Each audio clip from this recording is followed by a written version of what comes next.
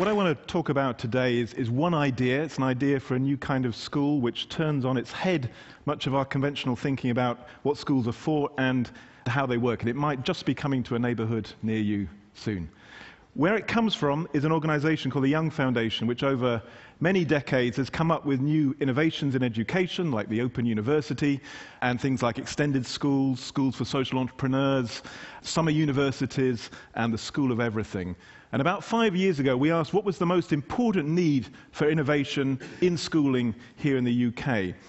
And we felt the most important priority was to bring together two sets of problems. One was large numbers of bored teenagers who just didn't like school, couldn't see any relationship between what they learnt in school and future jobs, and employers who kept complaining that the kids coming out of school weren't actually ready for real work, didn't have the right attitudes and experience. And so we tried to ask what kind of school would have the teenagers fighting to get in, not fighting to stay out. And after hundreds of conversations with teenagers and teachers and parents and employers and schools from Paraguay to Australia, and looking at some of the academic research which showed the importance of what's now called non-cognitive skills, the skills of motivation, resilience, and that these are as important as the cognitive skills, formal academic skills, we came up with an answer, a very simple answer in a way, which we called the studio school. And we called it a studio school to go back to the original idea of a studio in the Renaissance where work and learning are integrated. You work by learning and you learn by working. And the design we came up with had the following characteristics. First of all, we wanted small schools, about 300-400 pupils, 14 to 19-year-olds, and critically, about 80% of the curriculum done not through sitting in classrooms, but through real-life practical projects working on commission to businesses, NGOs, and others. That every pupil would have a coach as well as teachers, that would have timetables much more like a work environment and a business, and all of this would be done within the public system, funded by public money, but independently run. And all at no extra cost, no selection, and allowing the pupils the route into university, even if many of them would want to become entrepreneurs and have manual jobs as well. Underlying it was that some very simple ideas that large numbers of teenagers learn best by doing things, they learn best in teams, and they learn best by doing things for real. All the opposite of what mainstream schooling actually does. Now, that was a nice idea, so we moved into the rapid prototyping phase. We tried it out, first in Luton, famous for its airport and not much else, I fear, and in Blackpool, famous for its beaches and leisure.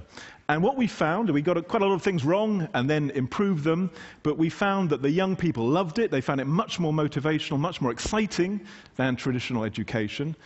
And perhaps most important of all, 2 years later, when the exam results came through, the pupils who had been put on these field trials, who were in the lowest performing groups, had jumped right to the top. In fact, to the top, pretty much top decile of performance in terms of GCSEs, which is the British sort of marking system. Now, not surprisingly, that influenced some people to think we were onto something. The Minister of Education down south in London described himself as a big fan, and the business organisations thought we were onto something in terms of a way of preparing children much better for real-life work today. And indeed, the head of the Chambers of Commerce is now the chairman of the Studio Schools Trust, and helping it work not just with big businesses, but small businesses all over the country. We started with 2 schools. That's growing this year to about 10, and next year we're expecting about 35 schools open across England, and another 40 areas want to have their own schools opening. A pretty rapid spread of this idea. Interestingly, it's happened almost entirely without media coverage. It's happened almost entirely without big money behind it. It's spread almost entirely through word of mouth, virally, across teachers, parents, people involved in education, and it spread because of the power of an idea, which is a very, very simple idea about turning education on its head and putting the things which were marginal, things like working in teams, doing practical projects, and putting them right at the heart of learning rather than on the edges. Now, there's a whole set of new schools opening up this autumn.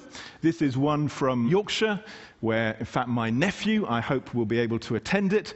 And this one is focused on creative and media industries. Other ones have a focus on healthcare, tourism, engineering, and other fields.